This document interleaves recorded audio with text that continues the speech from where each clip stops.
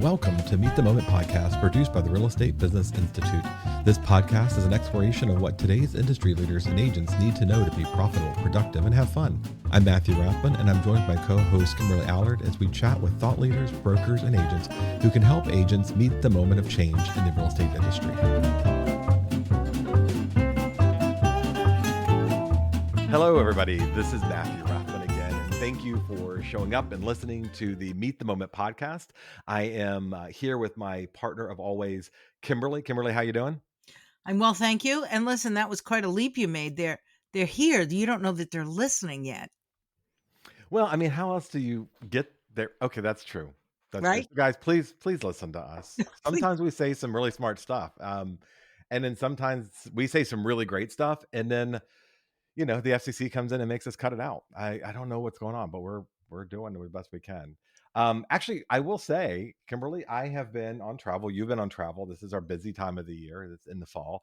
And people are coming up and talking about the podcast. And I don't know if they're just being polite, if they're actually subscribed to it, but they're asking when we're going to do more episodes. So they're asking for more of you and I. Yes, my mother asks every day. They, in all seriousness, they appear to like it, which is good. We love that. So how long has we've been doing this? Is this over a year now? Oh my goodness. About a year. And we're not consistent. We don't every week like professionals would. We do it whenever the hell we feel like it. Whenever we have Oh, something we to have talk. something to say. Yeah, that's right. And people should appreciate that and not ask for any more of us. Your mom needs to calm down. Our biggest fan. Our biggest fan. Perhaps our only.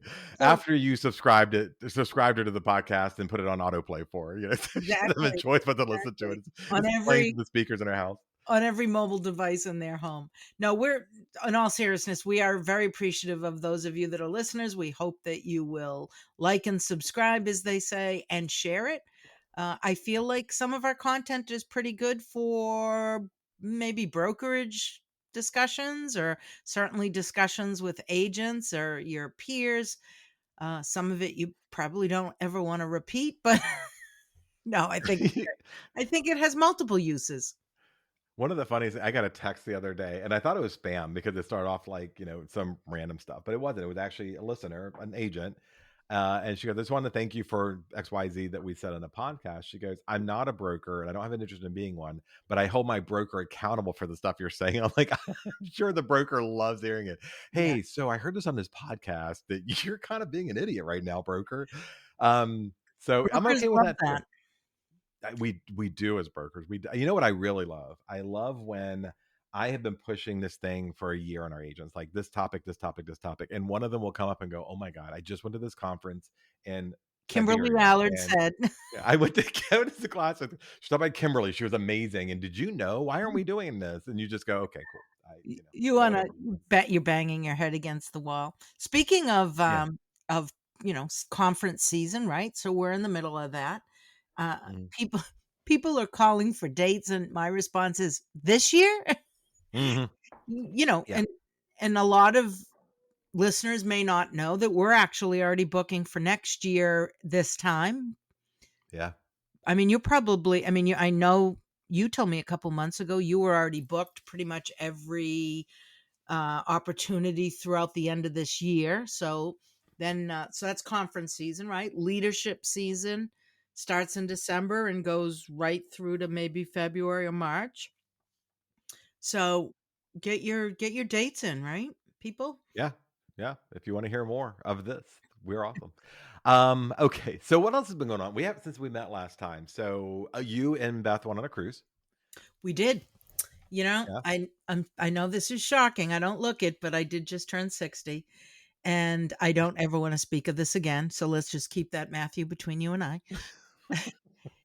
I had a bucket list item, and it was to do a Mediterranean cruise and then spend some time in Greece and Italy, which we did. It was wonderful. Thank you for asking. I will share with you, this is how I measure my travel and my vacations, about how many times did I open my laptop, not my phone, but my laptop. And the answer to that in almost 2 weeks was 0 times. So Good for that's a you. great vacation. No clients were harmed as a result of it. I mean, Everybody they all was withdrew their listings, but they weren't harmed. So right, I did lose all my listings. I have no more clients, and I'm rebuilding my business now, but nope, I actually none of that happened, and I know after 27 years of experience, or history, I should say, of taking vacations, sometimes we're just not really kind to ourselves. We, make up excuses why we might not be able to return calls right away, or we're hesitant to tell people that we are human and actually vacation. I found everyone to be incredibly receptive as long as they knew that there was going to be somebody to still service the listing at a critical time. And there was, and my phone yeah. didn't ring. So I am forever indebted to my very tolerant clients and my very capable agents, fellow agents that allowed me to go away and just have a wonderful, wonderful time. And didn't you just come back from somewhere in Europe too? We were, yeah, about the same time, somewhere roughly the same time. Jennifer and I went and spent 2 weeks in France. I have a very good friend who's a real estate attorney, actually, and we went with her family. And Jennifer and I spent a few days in Paris by ourselves, and then we ventured out to the country, to the Cognac region, to stay in a home that was built in the 1800s and had been kind of kept in that vibe with the old art and everything, and stayed with their family for a while and had an amazing, amazing time. It was great. You know, New England has the second oldest housing stock. You could have just come to Boston. I would have given you a gallon of Ernest and Julio Gallo, and you could have had the same experience. No? Yeah, I'm not sure it's the same experience because you don't have. I mean, Boston is wonderful, and I love that's the state. And I say that in case anybody wants to book me, but I no, I'm kidding. I do. I very much love the state and have some great experiences there. But it was something about waking up like in the middle of the week. You go to where they have the cheese and the seafood. It's like a movie set that I've seen. Because I've never been to France before, and it just unbelievably good. And I feel like people have always said that the cheese and wine is super good just because they were on travel and it was the whole environment. But no, truly, it is incredibly good. And we had just great nights of live music and going to beautiful restaurants and seeing different parts of the country. And they're beautiful people. We had no problems with anybody. Everybody was kind and tolerant of us working through our French and well, Jennifer working through her French and me using the interpretation app on my phone or glasses. So, Well, I but was yeah, going to ask you, how did you? So tell our listeners that I think we've talked about this in past podcasts, but tell us again what you bought and how they might have helped you while you were in another country with another language. yeah, I got the Meta AI glasses, which were ideal for this topic. Now, I got some photos, I got some videos using the glasses. It's low key, so you're not holding a phone up, so you can see it. I had real time interpretation of what people were saying around me through the little speakers on the glasses, and no one can really hear it, even if it's full blast. People hear some noise, but it's not like like those really annoying people who walk around the store with their talking on their speakerphone. Those people drive me crazy. I was a little cognizant of that, but no, they were cool. I could take a picture of what I was looking at the Louvre, which was my favorite place to go, and the glasses would tell me all about it. So yeah, but you got some new toys too, right? You took advantage of some new Apple Oh, gear. I can't help myself. So I don't even know if we've talked since the new releases of the Apple products. For you non-Apple likers, just put us on pause and come back in a minute. I did, the release of the new iPhone 17, right? And they released the Air, iPhone 17 Air, which is a new device for them. And I, for the very first time, and I know you did this, but for the very first time in probably a long time, I did not pre-order a phone. I really wanted to see the Air. I wanted to hold it and touch it and do all the things that probably I shouldn't have been doing in a public setting. But anyways, I grabbed the phone. I went down to the store. I actually waited. I think I did a little video of was waiting outside the Boston Boylston Street location for 45 minutes just to touch a phone. And this was, I think it was this day it released. Anyways, I get in, I touched it. If you haven't touched the Air, it is just feels amazing, looks amazing. And I don't think you're sacrificing that much, especially if size matters to you and you want something slimmer. However, it just wasn't enough to push me over the edge, so I did get the 17 Pro Max, and primarily for the very, very important reason that everybody should consider first when they buy a device is the color. It was orange. Orange is Yeah, my you got the favorite new color. orange? Yeah. Had to get it. Got the orange, loved it. I gotta be honest with you, I don't see much difference. I did have a 16 Pro Max. I to me, the operating system was a bigger boost, Yeah. and not so much just the, what do they call it what do they call it? A tech bump or something, or some type of a Yeah, spec something bump. like that. Yeah. They call it a spec pump or something. Anyways, so I did get that, and I got the new AirPods. What is it? 3 3? Pro Yeah. AirPods Pro 3s. You bought them, and then I had to buy them because I can't stand it when you get something that I don't. Anyone thinking of buying some new, they're the in-ear ones because I can never remember the different names of the over-ear and the in-ear, but the in-ear ones, noise canceling is great. I wear them on the plane, short plane rides, and I know that they also do the translation, right? Like your They do. Yeah. Yeah, they'll mute the person who's speaking on the other side, not mute, but bring their voice down so you can hear the real time interpretation in the AirPod threes, and then you can pair them, or you can hand one of your AirPods to the other person, and it's real time interpretation for the two of you with one AirPod each. If you're so daring as to put your ear pod into some That's other gross. person's earwax. It's pretty you know what? I'd have to be, like, almost getting arrested and have to be explaining myself and hand it to the cop to I'd have to explain. be bleeding from something. Yeah, I don't know that I don't wanna exchange earwax with people, Are they but gonna make little, ear AirPod condoms that you can just put on and, like, protection to cover them in case you have to transfer them to another person? There we go, we have our new product. I think we have a new product. Now, I do carry in like, every bag that I have, I carry a resuscitation mask because I used to be a medic, an EMS medic. So I carry resuscitation mask and some gloves. So now I can just, like, cut the tip off one of the gloves and stick it around the AirPod. Here, put this in your ear. Listen to me talk. But it Funny. also, for those who are like us, who are earwaxophobes, that's not a real thing. We made it up. Um, with Tahoe, the new operating system, it does a much better job. It's like it take the whole screen, and as you talk, it'll interpret on the screen in that other person's language, so that if you don't want to exchange earbuds, they will do that. So they're pretty cool. Um, and since you got AirPod threes, because I bought AirPod threes, I bought a Tesla recently because you have one. It's not as cool as yours. Mine's just a Model 3, but I love it. I was so happy for you. Now, let's just be clear so we don't offend any of our listeners. We bought Teslas not because of who may be involved in the company, but we bought them because they're really just big iPads on wheels, right? Yeah, I look,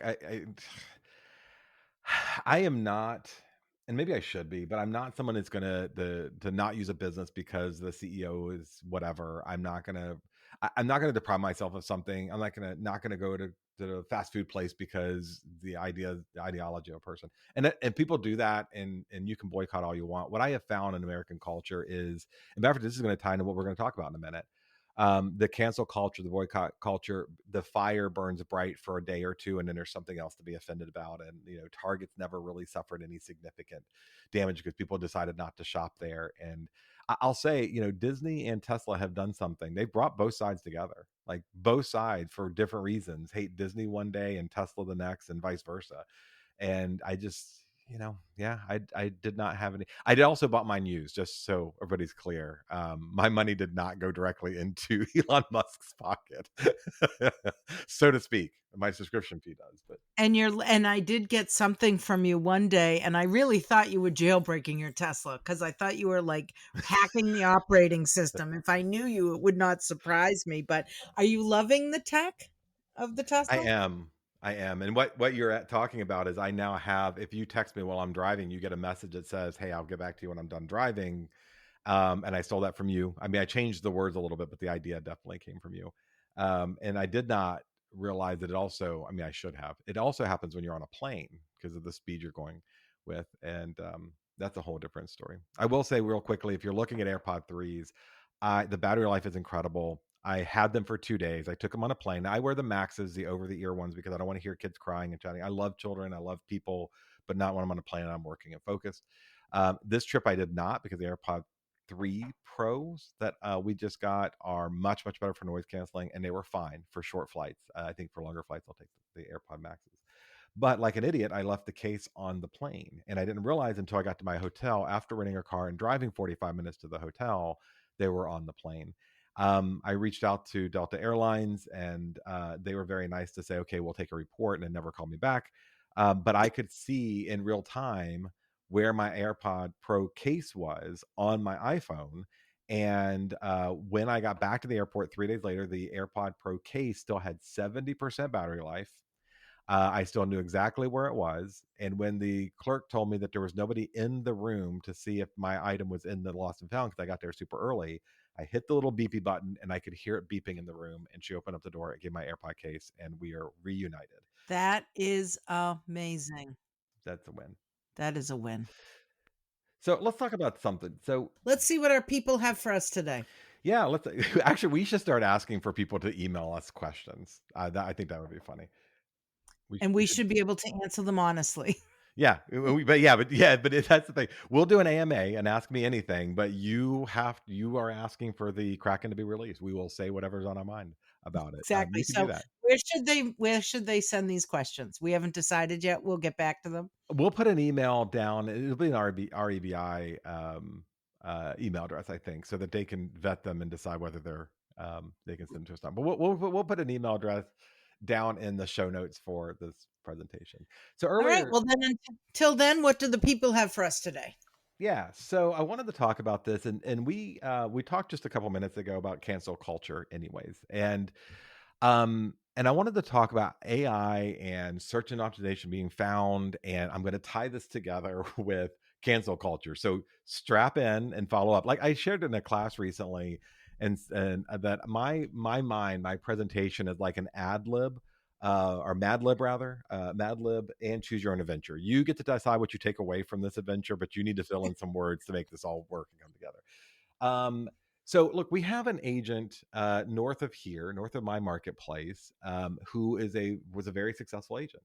She was, I mean, she was definitely out there killing it. Very notable in her production, good social media presence. Was. Was Oh was boy, I hope our listeners caught that. So, she was, and um and we've had sadly in our country, we've had a series of political assassinations. Not one, a lot of people notice one, but we've been many of these and many attempted assassinations politically uh, uh, um, encouraged, if you will, over the past few years. And this last one was unfortunately Mr. Kirk. Now, regardless of what anybody's political views are, um, you can disagree with someone, and we should be able to have these type of disagreements in these conversations, and no one should be getting physically hurt for their ideas, especially the father of two and a husband, and in front of it. I mean, it was a tragic awful. moment regardless of about what your political things were, and a sad testament to where we are politically in our country.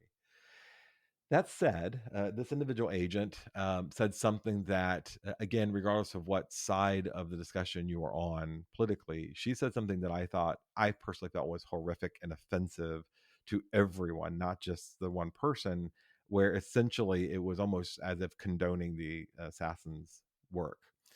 And I immediately, after this person posted it, I started getting text messages and screenshots of the backlash, the cancel culture kind of mentality that, again, to me, it manifests on both sides. This is not people believe it, the other side doesn't.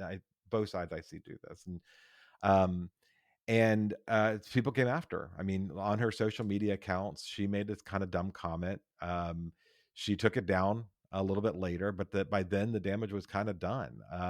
People had taken screenshots before she took it down. They were sharing it on their social media accounts, putting it on Twitter and LinkedIn. Even I think I saw somebody put it on there, and just a whole bunch of really crazy stuff, and calling for her broker to fire her, all the rest. And the broker did, in fact, fire her, and honestly really had no choice.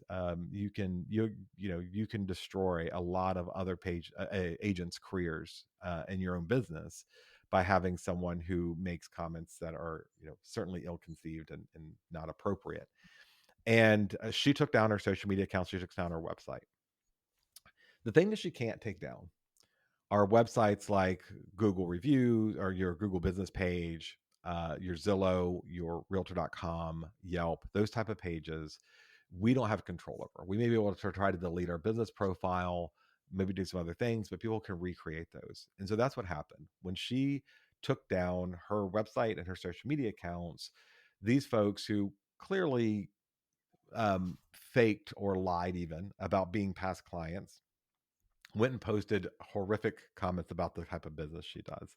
Now, and I am, uh, to be clear, I am making a presumption here that that some of these are not true past clients who are on there because she had so many people coming and saying things, and some of them were fairly nebulous, but just that she's a bad person and she's this and that, making accusations even beyond the kind of dumb thing that was said. And that led me to really start rethinking the world we're in outside of just the cancel culture world. It got me to really think about the impact of one's business. Because before, if you and I said something dumb, and I certainly have, I don't know if you have, I've said dumb things on social media before, I could delete them. My audience would forgive me. A couple days go by, we're on to the next post, the next funny, the next whatever, and nobody really thinks twice about it. No one ever brings it back up years ago, or years later, rather. I don't know, Kimberly, have you ever deleted a message that you posted? Pretty much hourly. I know my I know myself well enough to know that the first draft should never be the final draft. It's just it's about knowing yourself and having some self-control and I don't want to say I'm explosive because that's not true, but I'm passionate, let's say passionate and sometimes it just, deserves a second look. Have I ever taken anything down off social media? I don't think so. I think I if I have, I think it was something that I wasn't afraid or wasn't anything I wish I didn't say. I just within a couple seconds said, "You know what? I'm not falling on my sword over this one, so I'm just not going to comment at all." Cuz I believe that, you should be able you should say something and then you should be able to engage in dialogue. You don't just drop a bomb and leave, right? I mean, there are people that do that for certain reasons, but no, I want to have a dialogue. But then I said, "You know what? No. I I'm not changing anybody's mind on social media. I don't have that many, I'm not that much of an influencer." So, no, thankfully. I certainly don't, you know, what is it? Sip and post or whatever people do, drink and post. No, no, Yeah, thankfully, no. drunk posting. Yeah, I've never, to the best of my knowledge, I've never drunk post, but I can be quite reactionary, and especially if I feel Yeah. like someone's being unjustly attacked, I tend to be the post the white knight stuff or defend, and then every once in a while I'll post something that is, I tend to. Years ago, I did not. I used to be super involved in political and social things, and then I realized for the things you said, I'm just not going to be weaponized by the media and by politicians to piss off my friends or family or anybody else. I do block people from time to time who I think are egregiously um, abusing the system because I want to enjoy being on social media and I don't feel any compulsion to have to follow somebody that I think on both sides of the argument that are being over the top or over political. It's just it doesn't feed into my daily thing. I got a question I'll ask you. How I use social media is, well, first of all, for different uses, but we have business pages and we have groups and things like that where I feel like our common interests or business stuff is posted. When I get on my personal profile, I want to see maybe not everything you had for dinner every single day, but I want to hear about new restaurants. I want to see your grandchildren. I want to see the trips you went on. Life is scary enough. I don't need it in my face, the all the horrible things. That's what we have the news for. But I want to see life in whatever capacity I'm able to enjoy it. Look, I'm maybe on Facebook, right? So you scroll through at night. Then we have people that believe that that's their platform for all their issues. Now, I'm not talking about real influencers. That this is their job to get out on these social platforms, but people are usually following them. Nobody's following me. I've got a personal profile on Facebook. I friend you, you friend me. It's for social stuff, right? It's not so I can solicit you in any way.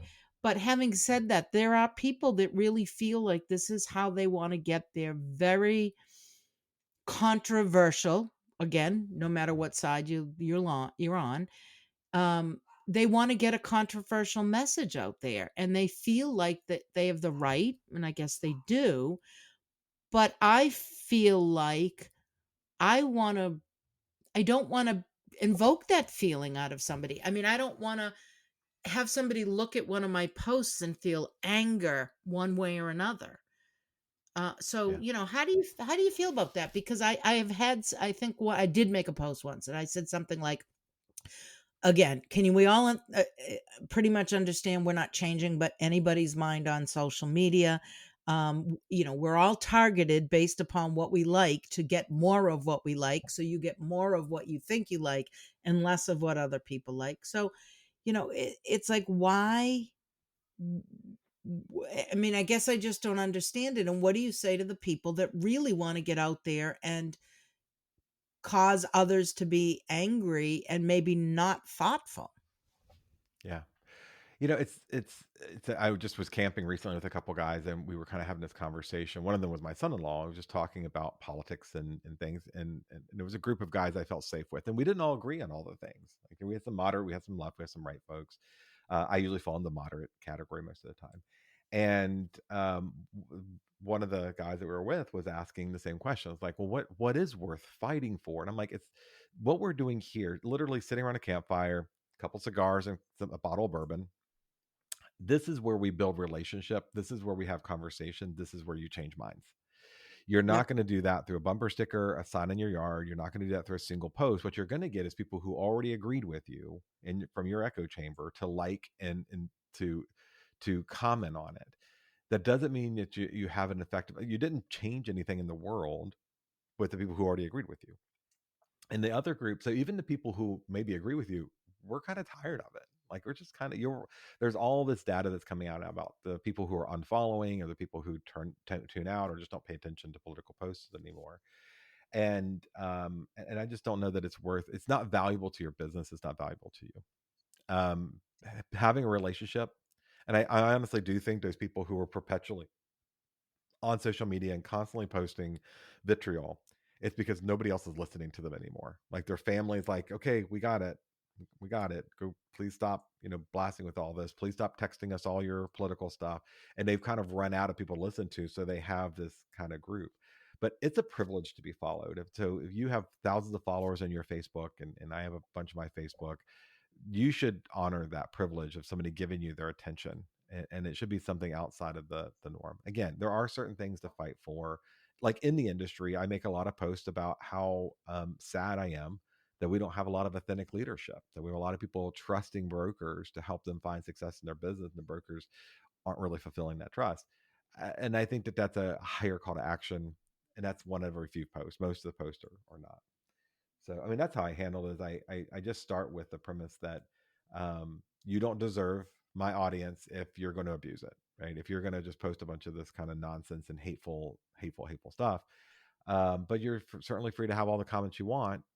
You just hit the consequences. You may have a smaller audience, and I'd rather have a relationship with you and I talking about something than post it on Facebook. You brought up a great point.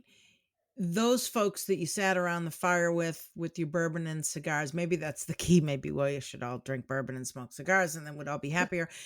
But if we don't, um, you're there because you respect one another. Uh, that respect isn't earned or created on social media by making posts. It's like a mob mentality. And if you're looking to create a bigger mob, maybe I feel like, and I've always said this, somebody will get out on social media and post something egregious. And again, I don't care if we're talking about left, right, moderate, whatever it is. And then it just makes me feel like, ugh, just ick. Whether or not they're right or wrong, it's ick.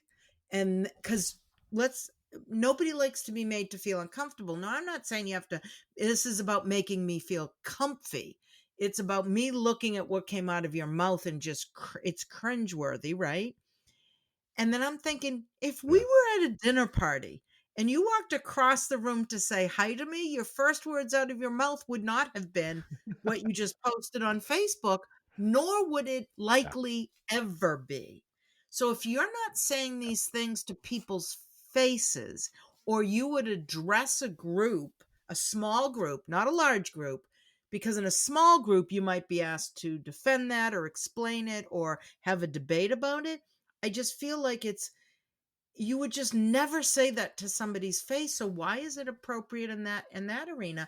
And let's go back to our business. We have lost a certain sense of privacy when you get out on social media. If you're not on social media at all, then God bless you. But if you are, people are judging you every day, every minute. And do you want to, I did say something, and again, I never said I'm not controversial. I probably just said I didn't take anything down, but I've said things like, my business is important to me, and what's important to me is to have my posts create. Somebody might say, "Well, I'd like to get to know her better," or we have similar interests, but I don't want Yeah. them to unfollow me or unsubscribe or mute or block me, because then what we're out on social media hoping to do is likely to cause the opposite.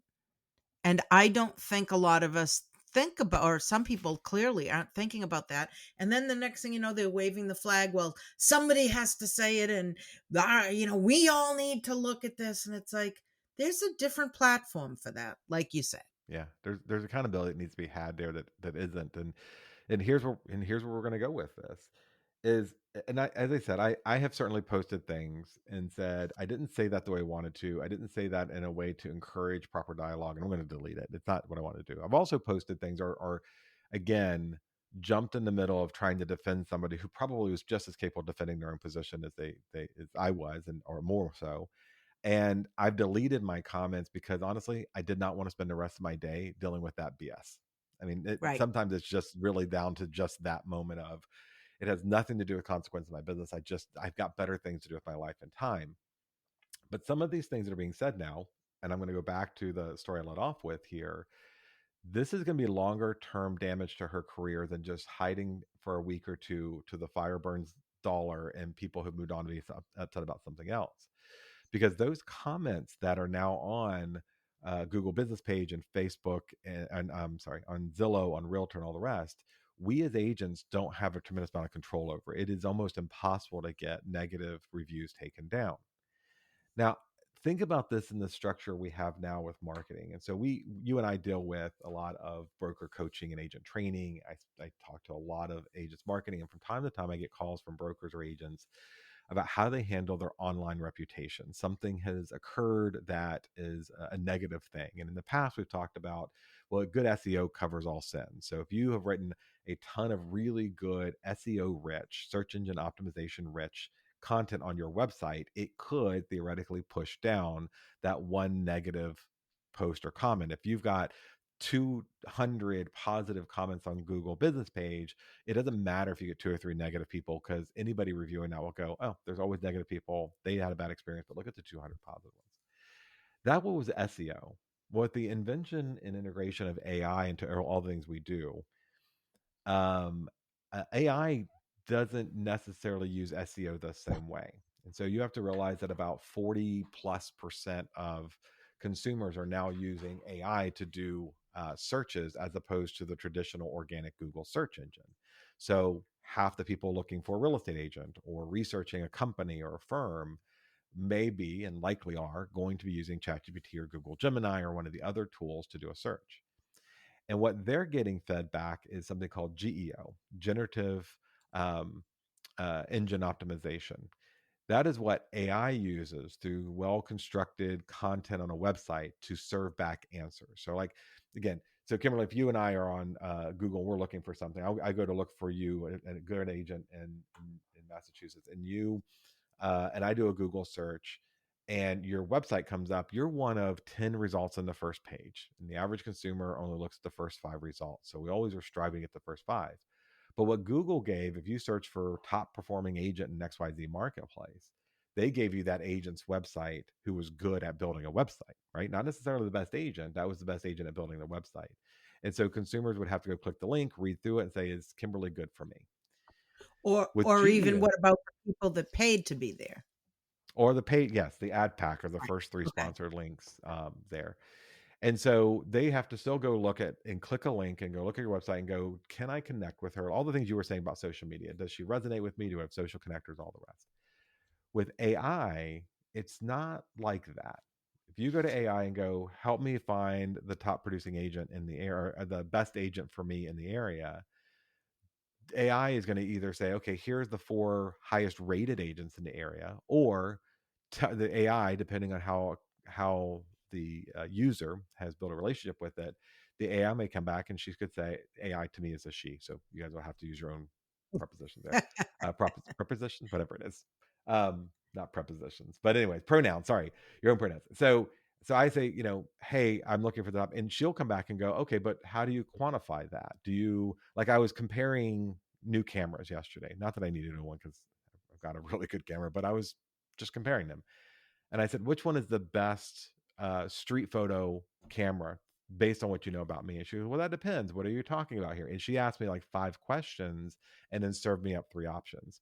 So AI is going to do the same thing. If I ask for an agent to help me sell my home, it's going to say, well, what are you looking for in an agent? And there's a question and answer response, and the answers are typically one paragraph or less. That's the GEO. The structure of GEO relies on something called AEO, or answer engine optimization. This is where FAQs in particular come in really handy, because the AEO model of writing content now is to say, um, for example, I've been working with a couple of agents here in our company. In my last listing, I've done this where I wrote the traditional listing description, asked AI to review it and make sure it's got good SEO. And now I'm saying also add a underneath of that description an AEO section, which is a frequently asked question. And AI runs out to the internet and goes, what are people asking about this particular town? And it's usually like, where are the dog parks? How are the schools? And I'll choose some of the questions that are not going to be a fair housing issue, or not going to be disparaging of the property, and list them under the regular description in a FAQ format, a simple question with a response. That's AEO. That's the answer engine optimization. And AI can help you all with that. And we teach those classes. Hook us up with a session and we'll show you. And Matthew, where would we find those classes if we needed to sign up for one? Well, you can go to rebinstitute.com. There REBI you has a go. list of upcoming classes. And or you can just message Kimberly and I, and we will tell you where on the REBI website they are, or we'll create classes for you if we don't have one already booked. But anyway, so that's the AEO. Now let me go tie this back together. We were talking about social media posts and this, where we are as agents now. You are building on your website and your social media some good SEO. But Google first is, I mean, not Google, I'm sorry, AI is first going to go look at things like Google business page. Actually, that's one of the very first places it looks across all the platforms. And then it looks at Zillow, it looks at Realtor, it looks at Yelp, all these places you and I can't control.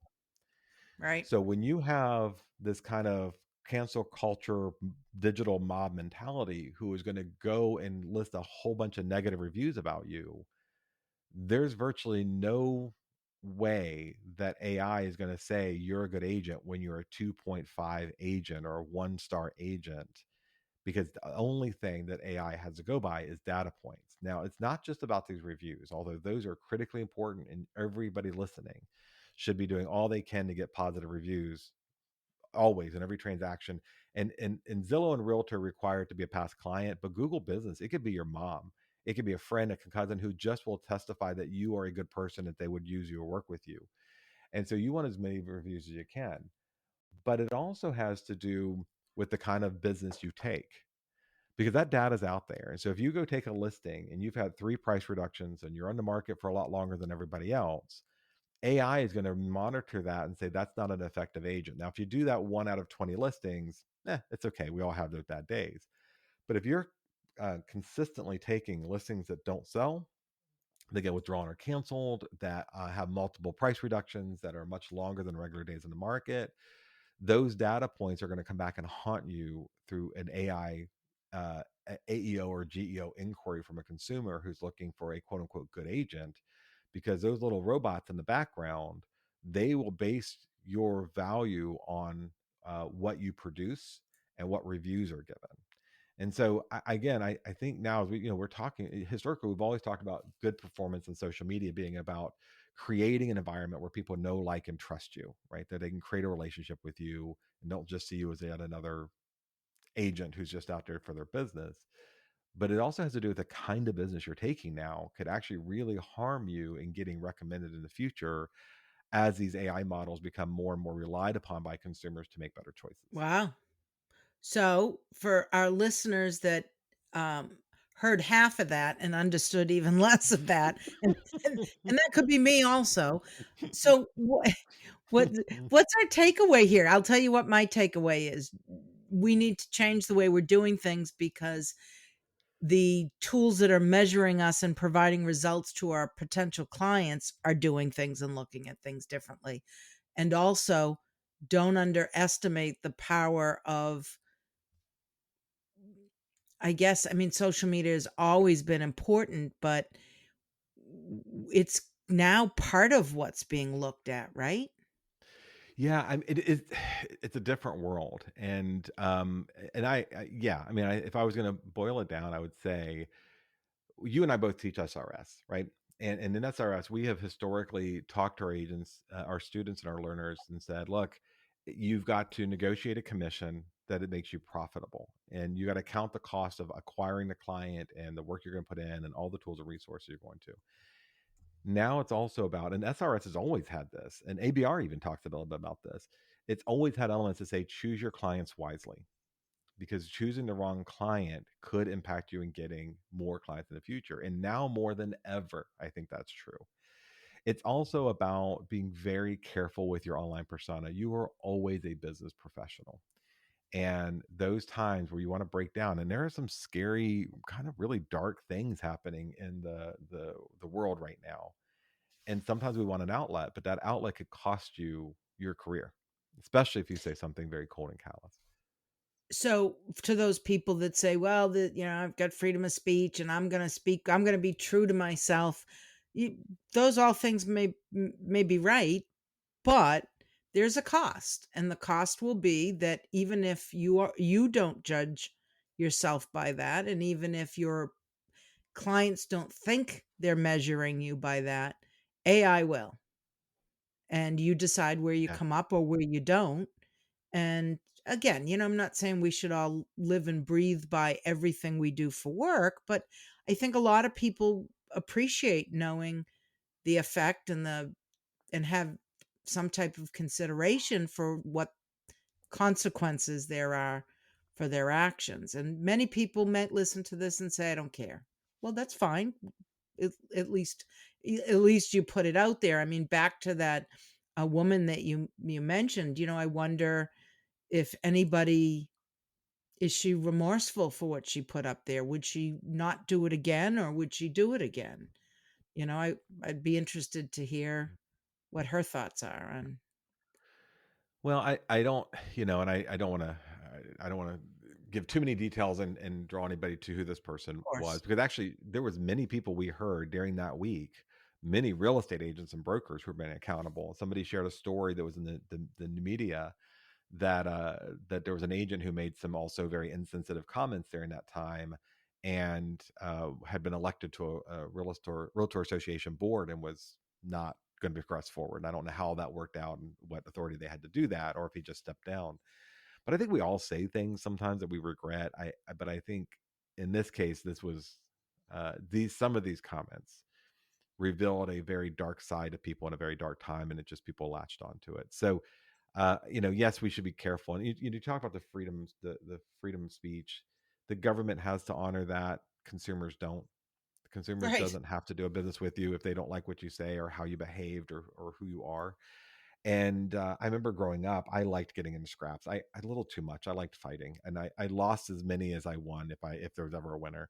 But I'd come home more than once, with a bloody lip or cut or bruise. And my dad, who, to be honest, probably encouraged it, said, "Look, you have the freedom to say whatever you want to." And he said, "You're kind of a smart ass." He said, "But there are consequences for that." and somebody takes you out to the woodshed, that's the payment that you are have to be willing to make to mouth off to other people. And I generally jumped into arguments that weren't mine and defended whoever I thought was the person on the getting bullied, if you will, or and sometimes I'd initiate it. Sometimes people I just didn't like, and I push them a little too far. And I just remembered it. Those words echoing in my dad's head is the consequence of a smart mouth is sometimes a fist to it, and you have to be willing to take that. Oh So if you boy. want to go say what you want to say, yeah, And there you have my dad today's was tip. yeah, there you go. That was the big takeaway today. Well, my parents were never the ones like if I got into a fight, win or lose, my parents were never going to blame the other kid. They weren't going to call the school to take responsibility. I think we came from a different time in history for that. Um, Kids. my parents never blamed somebody else. I mean, in fact, they didn't even ask. They knew I was at fault. It was a given. It was a given that it was. I don't know. Yeah, I can't imagine I mean, bless them both. I'm still fortunate to have them with me, and they never to this day. Oh, I'll walk in their house and we will have been out doing something socially, and my mother will look at Beth and say, was she behaved? I'm 60 years old. And that's a no. Well, we're Yeah, both but with people who are well behaved people, and so we have to counteract them. Like we have to misbehave enough to offset their, you know, being pious, I guess. true, true. So again, our listeners are going to take something away. And well, first of all, this even reinforces for me why I need to take more of your classes through REBI. And our listeners, go there. I mean, Matthew's got some great stuff there. I just taught an SRS class this week for some folks the great folks in Manchester, New Hampshire. And your name is not only literally in the slide deck and some resources that you provide, but you do some great stuff. And I even found myself, despite my better judgment, I was mentioning some stuff that you've got out there for free, resources for realtors, and probably the brokers would benefit from as well. So if you didn't, like me, grasp 100% of that alphabet soup coming out of Matthew's mouth, SEO, AEO, EIEIO, um, then just remember that the stuff we're putting out there is being used in different ways. Yeah, And, we want to look twice at certainly what we're reading, because yeah. it likely was intentionally put in front of us to fuel whatever fire we're stoking, right? And also be very cautious of our responses and our comments and things like that. Like you said, that we're in dark times. So You were talking to AIO. All I can think of is hooked on phonics worked for me, and I hear the commercial in my head, little kids screaming, "Hooked on phonics worked for me." There are a lot of initials and acronyms, and I think I would take away this like the world blew up this week because oh my gosh, Zillow now has a plug-in into ChatGPT, and everybody wants to comment on it. And I saw some bizarre videos from supposed instructors and educators about how the impact is, and there's no logical connection to me. It was just fear mongering to get likes, views, and shares. I, for agents who think the world is crashing down because I can now search for homes in ChatGPT, it doesn't it's a symptom of a much bigger change. Your bigger issue isn't the fact that I can search for homes through the Zillow app, and there's a whole different podcast we could do about missed opportunities in our own industry because of lack of innovation. That's not the challenge to you. Is the consumers searching for Zillow? The challenge for you is how are consumers finding you in AI in the future? And you're not going to be able to answer that question or build the right kind of content in your marketing and branding if you're spending the day freaking out over plugins being added for home searches and AI, because that was inevitable. Like we've all should have seen that.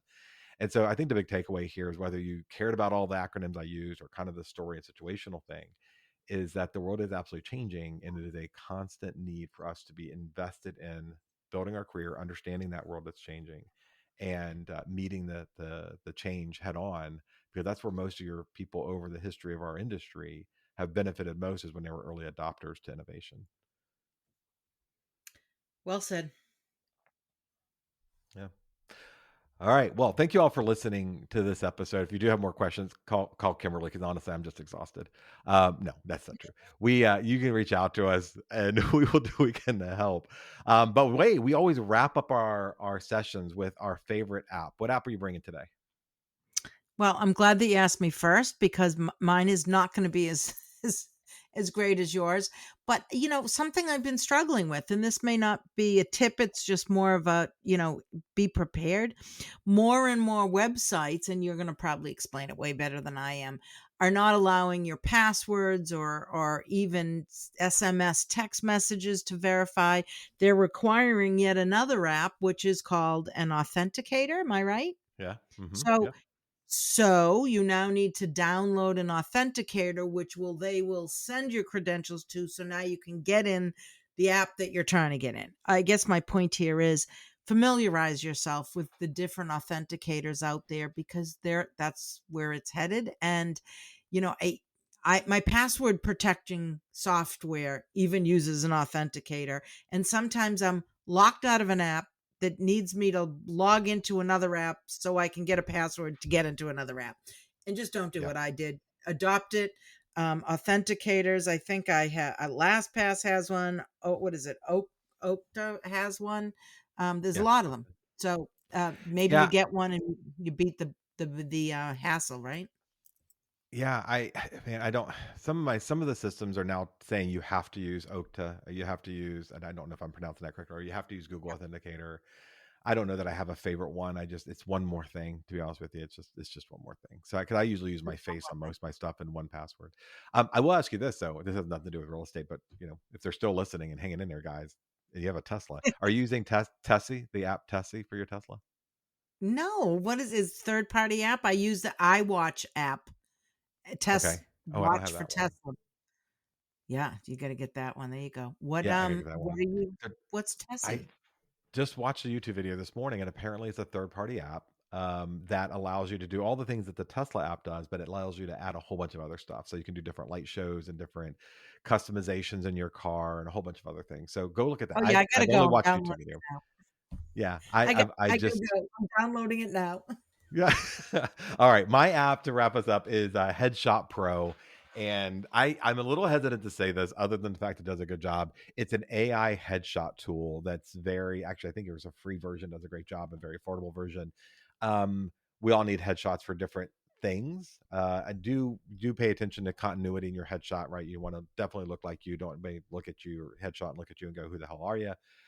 But sometimes I have one that I want like a little different, moodier light for a an ad I'm going to run or a thumbnail for my YouTube channel or something. And this does quite a good job. And I think it's super cheap. It's like 40 headshots. Maybe 10 of them are usable for me. But Headshot Pro, go take a look at it. It's affordable. It's super, super good. And also Google Gemini can do a fairly good job if you're good at prompting. Headshot Pro is inexpensive and does a better job. Do make sure that it does look like you and don't go crazy with it. But yeah, that's my one for the episode. Kim, anything else to say? Kimberly, any other last words, parting words? I'm about to text you a folder of photos from Headshot Pro, and you just cannot laugh. Just I'm gonna do it. None of them look like me, so you had better luck than I did. Good for you. Thanks for the tip. Yeah. All right, everybody. Thank you so much for listening in here. Please do like, subscribe, and share with others. And we will be back soon with another episode. Thanks so much. The Meet the Moment podcast is a production of the Real Estate Business Institute, an affiliate of the National Association of Realtors. Special thanks to CEO Jenny Scheib and to Dan Shea, our editor and content producer. The views and ideas expressed in this podcast are not necessarily shared or endorsed by REBI. All recommendations made in this episode were merely provided as best practices. The practices of any realtor are subject to the Realtor Code of Ethics, the laws and licensing jurisdiction, broker policies, and competent legal advice. Visit www.rebinstitute.com for more information, resources, education, and upcoming events.